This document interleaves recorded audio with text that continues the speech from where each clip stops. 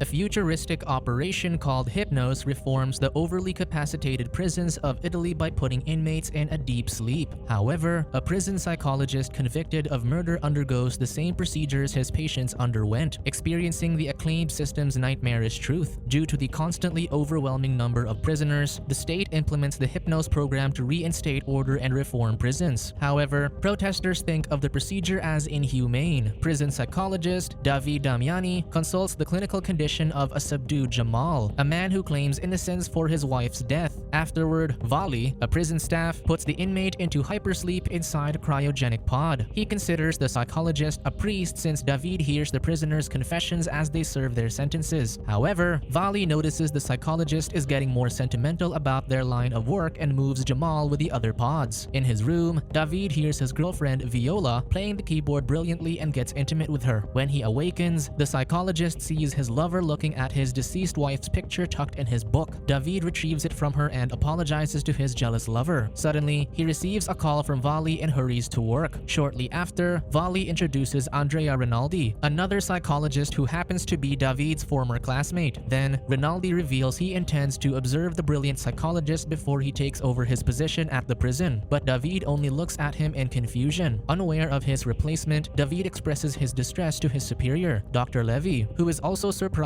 by Rinaldi's early arrival. The woman acknowledges David's years of hard work at the prison but decides not to renew his contract to protect his mental state. Dr. Levy urges the grieving psychologist to start anew since he still blames himself for his wife's depression which led to her death. Soon after, Rinaldi asks about the procedures for hypersleep, which puts the prisoner into a dreamlike state for the remainder of her sentence. The large screens display the chosen memories by the prisoner to soothe their nerves as they wake. In a reawakening session, the psychologist monitors the prisoner Anna Greco's brainwave frequencies as she awakens from her long slumber. David reminds Anna about her 9-year sentence of custodial sleep and periodical reawakenings. Then, the psychologist slowly details the memory of her crime, where she accidentally killed 2 boys due to drunk driving. Regaining her memories, Anna wails in distress, making her brainwaves soar. As the system processes the increased frequency levels, the hypnosis system automatically executes, making her sleep again. Over dinner, David informs Viola about his forced retirement in 4 weeks, thinking he should sell his house and buy one closer to his lover. Viola invites him to stay with her while he looks around. Suddenly, a boy calls Viola his mother, surprising David, but the woman claims he is mistaken and helps him search for his parents. On a jog, David encounters a group of protesters outside the prison, demanding the truth about Hypnos. A protester confronts the psychologist about the inmates' torture during their years of deep sleep underground. The man questions the doctor's conscience as he walks away and answers a call. Inside the operation room, David finds Rinaldi facing prisoner 517, who underwent emergency reawakening. The newbie informs his superior that the unknown inmate's files are missing. Then, the sober prisoner challenges the psychologist and refuses to help the doctors with his strange case. Because of the prisoner's uncooperativeness, David decides to put him to sleep even without knowing his name. Rinaldi stops the doctor from disobeying protocol when prisoner 517 reveals his knowledge about David's retirement. Provoked, the psychologist leaves and searches for the stranger's belongings to know his identity. At the prisoner's lockers, David tries to open prisoner 517's stuff to no avail. Suddenly, a warning signal blares over the place, alarming the psychologist of an emergency. Hurriedly, David checks the underground cells where the prison capsules are and finds Rinaldi left the unnamed prisoner. David sees Anna's dropping vitals in her capsule and immediately fixes its oxygen supplies, stopping the warning signal. Then, the psychologist turns to Rinaldi and accuses him of plotting prisoner 517's escape. Vali approaches the commotion, and David orders the newbie's arrest, claiming he deleted a prisoner's files and sabotaged a capsule to aid an escape. Bewildered, Rinaldi reveals David's reckless decision to put the unknown prisoner to sleep and about the psychologist's lover hiding in his room. Hearing this, Vali points a gun at David so they can check prisoner 517 upstairs. Unexpectedly, David finds Viola attending to the prisoner's wound. Thinking her lover is responsible for the man's state, Vali orders Rinaldi to call Dr. Levy while holding David at gunpoint. Then, prisoner 517 faintly whispers, so Vali approaches to hear him better. However, the inmate snatches the gun and shoots Vali. The unnamed inmate points the weapon at David and makes him handcuff himself on the chair while he holds Viola hostage. Then, the prisoner unclothes the woman in front of her lover while David tries to free himself. Astounded, David sees Viola reciprocate the prisoner's kisses and provocatively eyes her boyfriend. Suddenly, prisoner 517 strangles the woman, so David furiously pulls at the handcuff and breaks the chair. Then, the psychologist impales the prisoner's neck with a broken spike until he bleeds. As the frantic psychologist regains consciousness, he sees Dr. Levy in front of him while subdued on a prisoner's chair. Dr. Levy informs David he is reawakening from hypersleep and urges the prisoner to remember his crime. The former psychologist remembers how he killed prisoner 517, Carlo Conforti, but the doctor explains he's mistaking a dream for a memory. Proceeding with the session, Dr. Levy shows David his lover's picture on a screen and asks him how they met. In David's memory, Viola accompanied her son, Leo, to the prison psychologist to record a video message for his imprisoned father. That evening, David reads about Viola's husband, prisoner 517, a neurologist who killed his mistress. Soon, the psychologist stumbled upon the woman in the theater where Viola played the piano. Afterward, David approached his patient's wife as they shared interests in classical music. He invited the woman to drink, but Viola invited the psychologist to her house instead. At her house, Viola rejected the doctor's offer for a second date due to the circumstances with her ex-husband. Regardless, the two shared a kiss which led to a passionate evening. In the present, David believes his relationship with Viola lasted 4 years, but Dr. Levy reveals he has only known the woman for 11 months until he killed her imprisoned husband. Suddenly, David remembers Viola meeting someone during their relationship. Over an argument, Viola revealed she was doubtful of Carlo's conviction but eventually acknowledged the evidence proving him guilty. However, a stranger claimed the evidence was planted, urging Viola to investigate the truth. She asked the psychologist to look into Carlo's files, making David believe she still loves her husband. Viola doesn't answer David's jealousy but challenges his conscience over the patient he wishes to help. In the session, Dr. Levy reveals David deleted Carlo's files and removed his oxygen supply, so the prisoner died of asphyxiation without triggering the system. However, prisoner Anna also died since the two capsules were connected. Distressed over his crime, David pleads to put him back to sleep, but Dr. Levy reveals it is his last reawakening. David has 10 more years left in his sentence, which he will serve on parole under a reintegration program. Afterward, the correctional officer returns his belongings as he returns to society after 10 years in hypersleep. Outside, an inspector of parole prisoners leads David to his new room. He explains the mandatory activities entailed in the reintegration program, pinning a list about it on David's wall. The agent reminds the former psychologist he's not a free man and threatens the parolee to behave accordingly. That night, the restless ex-inmate longs for his memories with Viola. Soon after, David is given work as a bellboy at a hotel when he sees a strange man on the surveillance monitor pointing a finger gun at his temple. However, when David turns back at the monitor, the man is gone. In his mandatory support group session, David listens to the after effects the ex-inmates experienced after their hypersleep. Suddenly, a woman's voice intrigues David, whom he recognizes as his depressed wife. However, when he faces her again, another woman stares back at him, realizing he has hallucinated his deceased beloved. Afterward, the facilitator hands David, Fabri, and Fiorillo an address card where they will go tomorrow as part of the program. The following day at the studio, the director instructs David to talk about his experiences in hypersleep and hands him a guide he can memorize. However, the parolee asserts he must talk about the harmful effects of sleeping for years instead of the false positivity of hypersleep, but the director ignores his concerns and asks him to leave. Then, David notices the prison's agent in the room, surveilling his behavior. Afraid of returning to hypersleep, he cooperates with the director's request. On his way home, David notices Viola's image on a local bar's poster. Curious about his ex-lover over the years, he enters and finds her playing the piano on stage. Mid-performance, Viola sees David among the crowd, upsetting the pianist. When the former psychologist leaves, Viola confronts him outside, revealing how she suffered from his crime for 10 years. The pianist tells her ex-lover never to show his face again, leaving David miserable. In the apartment complex, David sees his room open and finds it ransacked. Then, the arrogant agent emerges, reading the parolee's poetry book. He denigrates David, who questions the agent's oppressive behavior against ex-inmates like himself. Enraged, the man strangles the parolee agent against the wall and lets him go before David loses his breath. Then, the vicious man finds a fountain picture on David's wall instead of the program's list, unbeknownst to the parolee. While rubbing off vandals on the hotel's glass wall, David meets his friend Vali, who has grown 10 years older. As they awkwardly rekindle their bond, Vali remarks the three-lined symbol David was removing indicates where ex-inmates work. People believe the former prisoners steal jobs from people in need, so Vali warns his old friend to take care. Alarmed, David discloses that someone left a mysterious photo in his room. To help his friend, Vali gives the hesitant parolee a gun to protect himself and tells him to learn how to use it for his defense. The following day, David visits the fountain in the mysterious photo and sees the symbol on a building behind the landmark. On its mailbox, the parolee learns that Paulo Greco, the husband of the prisoner whom he accidentally killed, lives in the apartment. Guilt-ridden, David introduces himself as Anna's colleague and tries to talk with the grieving man. Paulo believes oligarchs framed his deceased wife to silence her investigation about a confidential matter. Furthermore, the bereaved man accuses Prime Minister Costa of his wife's detainment as she investigates Hypnos as a journalist. Intrigued, the former psychologist's doubts wash away as Paulo shows him Anna's documents the police failed to confiscate. With the old man's permission, David captures the journalist's files in his phone and finds Carlo's case included. Suddenly, Paulo stumbles upon a picture of his wife's killer. Abhorrent, he confronts his guest and furiously orders him to leave. Moments later, David visits Viola's house and begs his ex-lover to talk to him for a while. He shows the woman printed photos of Anna's documents indicating her collaboration with Carlo to investigate clinical cases of hypersleep. Convinced, Viola examines the documents in her house with David, confirming her ex-husband's investigation on former inmates. Then, she shows her guest Anna's article about Italy's first Hypnos prison, where Viola finds a photo of Costa with Elia Treves, the man who told her about Carlo's innocence. That night, the two await Elia outside his workplace when David hallucinates his deceased beloved inside the car. Then, Elia emerges from the building, so David exits the car as Viola meets the oligarch. Suddenly, David enters Elia's car and holds him at gunpoint. Desperately, the parolee interrogates the oligarch about his intentions. Elia reveals that Hypnos is corrupt, so he provided Carlo with confidential files from the ministry to aid his study, confirming the neurologist and the journalist's innocence. Then, the ex-inmate asks if he's innocent as well, but Elia only says Hypnos prisons manipulate the detainees' minds, even those of the doctors who facilitate the program, such as David. Taking advantage of the parolee's vulnerability, Elia snatches the gun and threatens Viola and David to exit the car. The oligarch learns that David's gun is blank, so he wipes his fingerprints off it and returns it to the former psychologist, saying he's not a killer. As Viola aids David's wound, she apologizes for involving him in her ex-husband's case, eventually leading him to prison. However, David claims she reawakened him from the truth behind his nightmarish work and embraces her, rekindling their love after all these years. After an intimate night, David leaves for his apartment. Outside, he meets a strange man pointing at his temple, so David feels his wound and finds it bleeding. In his car, the parolee wipes away the blood which stained his cap. Suddenly, he finds a memory card hidden in the hat and inserts it into his phone. Confused, David watches a recording of himself interrogating Carlo, whom he reawakened illegally. The neurologist revealed that inmates are fed with a loop of false memories during their hypersleep, so they project their dreams into reality when they're reawakened, making them confess to their crimes. Enlightened by himself, Carlo assumed he didn't kill his assistant, which makes David realize he unknowingly made the neurologist believe otherwise. Hearing a noise nearby, David said he needs to put Carlo back to sleep. The neurologist wondered why David was helping him, realizing the psychologist was with his ex-wife during his 2 years in hypersleep. Carlo warned him not to say anything to Viola to ensure her safety. Meanwhile, the parolee sees a van abduct Viola, so he follows the vehicle into a compound while enduring his painful wound. David takes his gun and finds a grand event at the gallery. Observing how only invited people are allowed inside, David reads a name on the list and pretends to be a guest. Inside the hall, the former psychologist sees Rinaldi and orders the doctor to come with him. In a desolate hallway, David demands to know Viola's whereabouts, but Rinaldi denies knowledge about the woman's abduction. Downstairs, the crowd erupts in applause as Prime Minister Costa enters the hall. David realizes that Rinaldi works for the statesman, accusing him of killing Carlo and Anna. Confirming the parolee's allegations, Rinaldi blames David for condemning the two to their deaths as soon as the former psychologist reinvestigates their files. Then, the doctor reveals that a bigger organization is in play, threatening David to hide. As the host introduces the president, the parolee interrupts the program, taking Rinaldi as his hostage. Costa urges the crowd to stay calm and learns that David is an ex-inmate. Hysterical, David demands for Viola, so the president whispers to his men. Recognizing the threat, the parolee fires his gun to the ceiling, inflicting fear among the crowd. Then, David reveals he was wrongfully condemned to prison. However, Costa attests his primary job is to address overwhelming prisons through Hypnos, which greatly plummeted Italy's crime rate. Despite the threat, the crowd applauds the president, the leader of Hypnos, who reformed criminals through the inhumane system of hypersleep. Suddenly, Viola enters the hall, which the agent holds at gunpoint. In a show of mercy, Costa tells David to leave with his lover. Cautiously, the parolee hands over Rinaldi in exchange for Viola. The corrupt president urges David to live the second life he's given. Enraged, the former psychologist aims his gun at Costa, Viola, so Viola calms him down. David leads his lover away, but his wife appears before him and kills herself. Suddenly, he sees the hall empty when a voice calls out his name. Then, David sees Dr. Levy in front of him in prison as he reawakens from hypersleep. The woman reveals he has never set foot outside, a recurring dream for inmates, over the 4 years she served there. On a screen, David glances at the pictures which trigger his memories. The prisoner claims he's innocent, which he proclaims every reawakening. However, Dr. Levy reveals overwhelming evidence against David as he becomes hysterical, looking for his cap with a hidden memory card. After the agent ensures everything's fine, the doctor hands the prisoner a mirror, revealing David has served 35 years in hypersleep, a year away from the end of his sentence. Defeated, the old prisoner yearns for his wife he failed to protect, and Viola, whom he tried to save, claiming his crime was necessary. Soon after, Dr. Levy visits David's files, reading about the article detailing his arrest. Then, she requests the prisoner's stuff from the lockers, where she finds the former psychologist's cap. True to the old man's word, Dr. Levy finds a hidden memory card that will reveal the truth about Hypnos.